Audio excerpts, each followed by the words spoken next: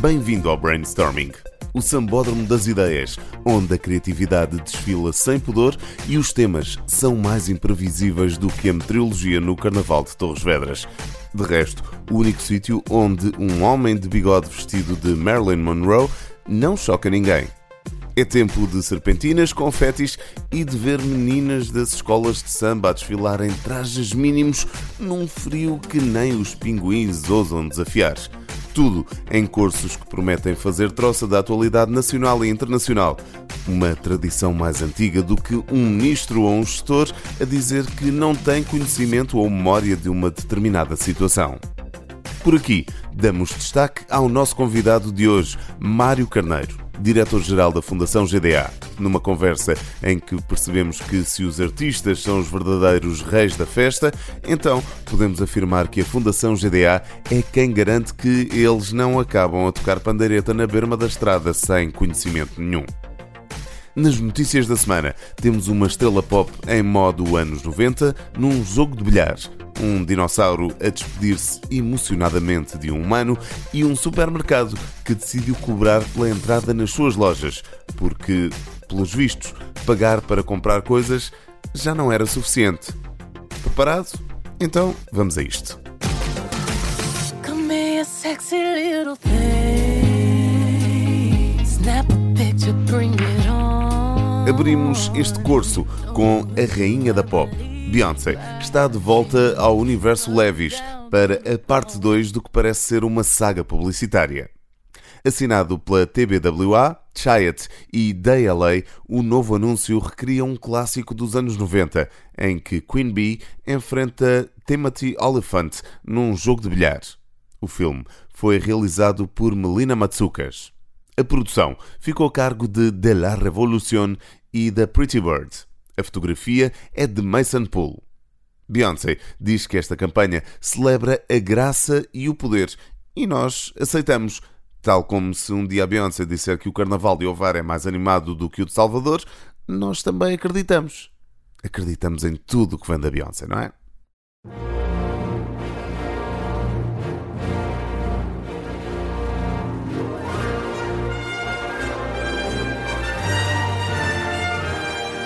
E agora, um momento raro. Um dinossauro e um humano despedem-se com um abraço. E não é nenhum filme de Spielberg. É sim a nova campanha da Moeve, o novo nome da Cepsa, que quer entrar na festa da sustentabilidade. O spot, criado pela Publicis Group e com planeamento da Dentsu Media, usa animação anamorfórmica 3D, tudo para simbolizar o adeus aos combustíveis fósseis. Este abraço épico acontece num ecrã de 198 metros quadrados, aquele do El Corte Inglês em Lisboa, o que faz com que, de resto, o T-Rex seja o único ser extinto que ainda arranja espaço para se destacar na publicidade.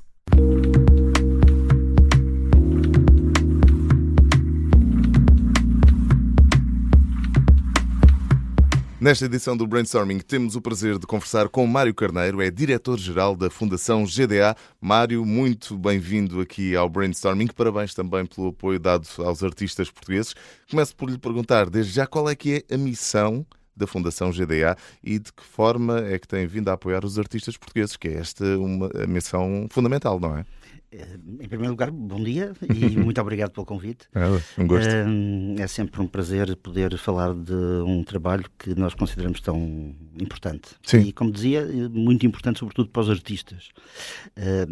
A Fundação GDA basicamente existe para valorizar o trabalho e a carreira dos artistas e para lhes apoiar o seu desenvolvimento. Mas como é que isto se faz na prática? Faz-se através de um conjunto de programas de apoio em várias áreas, em vários domínios.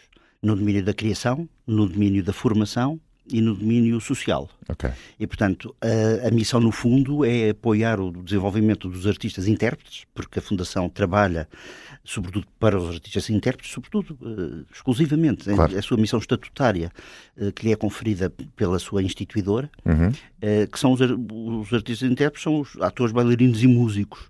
E, portanto, apoiar o seu trabalho em todas as suas dimensões é muito importante. Sim. Não só as oportunidades de trabalho, mas também a capacidade de se formarem ao longo da vida e manterem uma formação contínua, ativa e que enriqueça a sua capacidade de serem excelentes. Claro. E, obviamente, também uma outra dimensão que é o seu bem-estar. Médico, assistencial. A parte social que falava inicialmente. Para além da Fundação GDA, existe também a GDA. Há relação entre estas duas instituições? Imagino que sim. Como é que elas se complementam? Na verdade, o que existe mesmo é a GDA. Okay. A GDA é a instituidora da Fundação. A GDA é uma cooperativa de artistas que faz a gestão coletiva dos direitos do que se chama de direito conexo ao direito de autor. Ou seja, os direitos que são gerados pela utilização pública das obras intelectuais dos artistas e intérpretes, dos atores, bailarinos e músicos. Ou seja, basicamente, para quem não está muito por dentro destas questões dos direitos, a Sociedade Portuguesa de Autores gera, por exemplo, os direitos de quem escreve e compõe uma música, e a GDA gera os direitos de quem fazem a entrega desses conteúdos, ou seja, quem interpreta os cantores e os músicos que dão vida a essas obras, não é? Precisamente, é isso, é exatamente isso. E falando dessa distribuição, como é que é feita entre, lá está, os artistas e depois o apoio aos diversos programas? Têm budgets definidos para cada uma destas áreas? Uma coisa são as regras de distribuição dos direitos cobrados pela GDA. Outra coisa é aplicar o orçamento que a Fundação GDA tem para desenvolver a sua ação e falo através de um conjunto de programas, muitos deles por concurso, em diversas áreas, para ter uma noção, na área da ação cultural, que é a área que se dedica sobretudo àquilo que é a criação de oportunidades de trabalho para os artistas, é a internacionalização, onde estão alojadas algumas iniciativas que a Fundação também desenvolve. E temos apoios, por exemplo, para a criação de fonogramas, de discos, sim, basicamente, de espetáculos de teatro e dança, de curtas-metragens, de apoios à circulação. E tem que se ser associado da GDA ou da Fundação para aceder a este tipo de apoios e de programas? Isso é um aspecto muito curioso. Okay. É porque a GDA, ao ter criado a Fundação está sujeita a uma legislação específica. E todas as fundações não podem trabalhar exclusivamente para o universo daqueles que são os seus constituintes. Okay. E, portanto, alargou de alguma forma a possibilidade de apoiar não só os artistas cooperadores da GDA, mas todos os artistas portugueses e estrangeiros com residência em Portugal.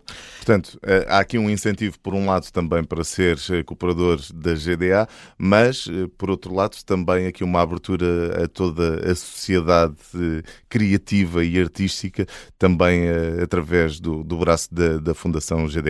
Para além destes apoios de que estávamos a falar, a Fundação também desenvolve outras iniciativas próprias, por exemplo, os prémios Atores de Cinema e também o MOUT. O que é que distingue estes programas daqueles que estávamos a falar? Há alguma diferença, por assim dizer? Há aqui um aspecto que eu gostava de realçar. Claro. Os artistas são bastante generosos e não só decidiram distribuir ou redistribuir os seus direitos por todos os artistas, mesmo por aqueles que não os geram, mas também decidiram em 2012, a lei diz que as sociedades de gestão coletiva de direitos têm que aplicar 5% daquilo que cobram neste Fundo Cultural e Social. Os artistas decidiram aplicar 15%.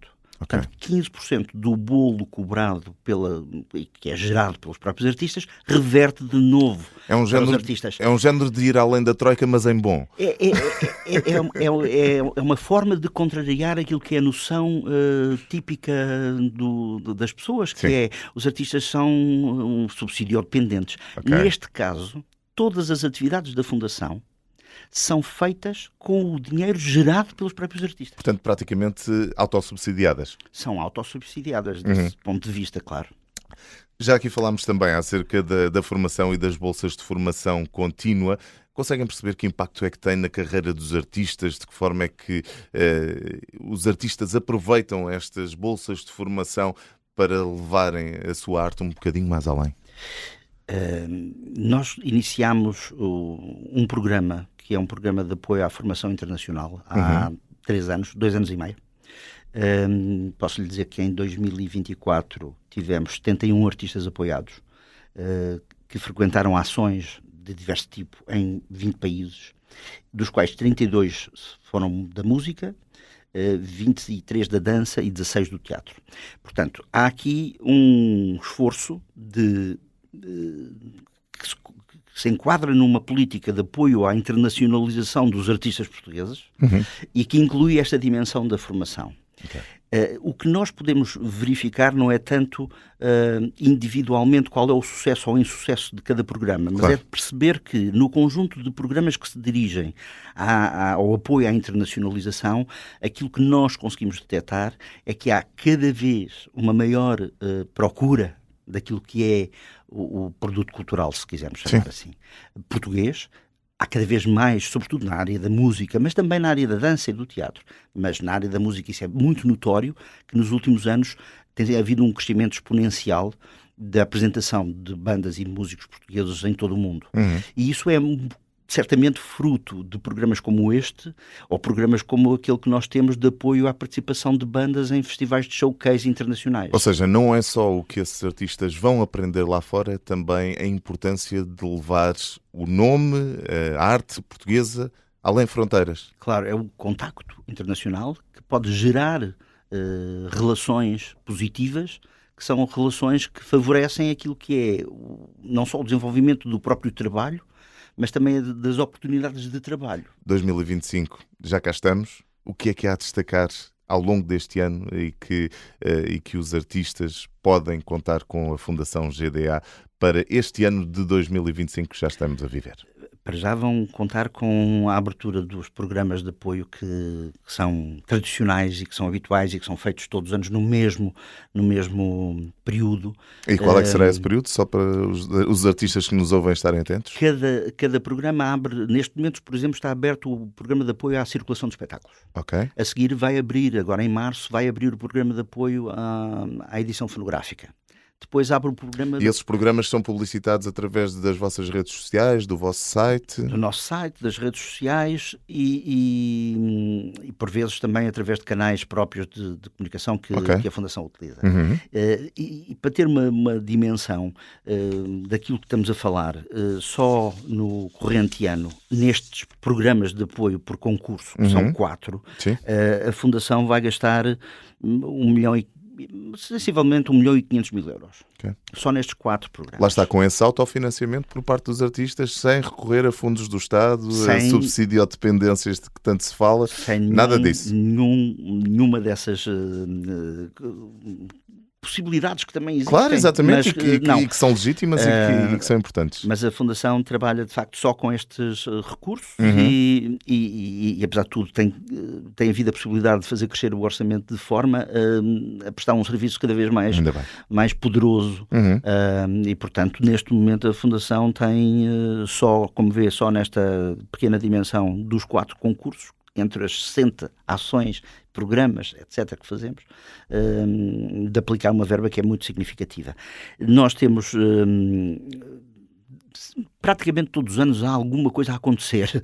E, portanto, este ano, por exemplo, para ter uma ideia, nós estamos a trabalhar, para além destas bolsas que já falámos, num outro tipo de bolsas, que são bolsas académicas, que é proporcionar a alunos de mestrado, na área do teatro, da dança e da música, a possibilidade de fazerem 1 ano ou até os 2 anos de mestrado fora do país. E, portanto, também dentro desta lógica da internacionalização e da formação, mas aqui numa dimensão mais académica. E é um programa que estamos a tentar desenvolver com as escolas superiores de atividades artísticas, em Lisboa e no Porto. Estamos a tentar implementar o programa, não é propriamente fácil, mas estamos a conseguir. Portanto, a Fundação GDA está de portas abertas não só aos artistas, mas também às instituições que queiram colaborar e contribuir para o desenvolvimento dos artistas nacionais e também para cada vez mais este networking e esta internacionalização. Mário, estamos quase a terminar o nosso brainstorming, mas como sempre tenho um desafio que faço aos nossos convidados. Também o faço a si. Que música é que associaria à Fundação GDA e porquê? É uma pergunta muito difícil, porque dentro deste universo tão amplo de atividades e da própria diversidade daquilo que são os nossos artistas, quase que me apeteceria dizer que teria que ser uma obra orquestral, sinfónica, que pudesse pôr tudo em harmonia e que soasse bem. Mas há uma música que nos caracteriza, se calhar, de uma forma mais evidente, que é a música Respect, da Aretha Franklin, no seu cover do Otis Redding, que é a obra que foi utilizada pela autora do nosso livro, do livro que lançámos em 2020, O Colher para Semear, a lógica de colher para depois semear, e que foi a Cláudia Galhós, que foi convidada para escrever o livro, que conta a história, digamos assim, de 25 anos da GDA e de 10 anos da Fundação. Ela escolheu esta canção da Aretha Franklin, o Respect, porque é mais do que o respeito pelos direitos humanos, que hoje em dia também está tão presente na nossa vida, que é o respeito pelos direitos dos artistas. Esta canção foi um tema que se tornou o lema de batalha dos músicos norte-americanos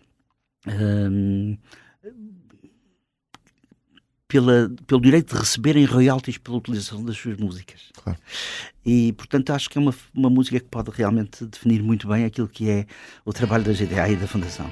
Uma música que define toda a importância do apoio a este ecossistema de artistas que, ao fim e ao cabo, nos trazem emoções em cada uma das suas obras. Mário Carneiro, diretor-geral da Fundação GDA, muito obrigado por ter vindo ao Brainstorming. Até breve e muito sucesso. Muito obrigado, gostei mesmo.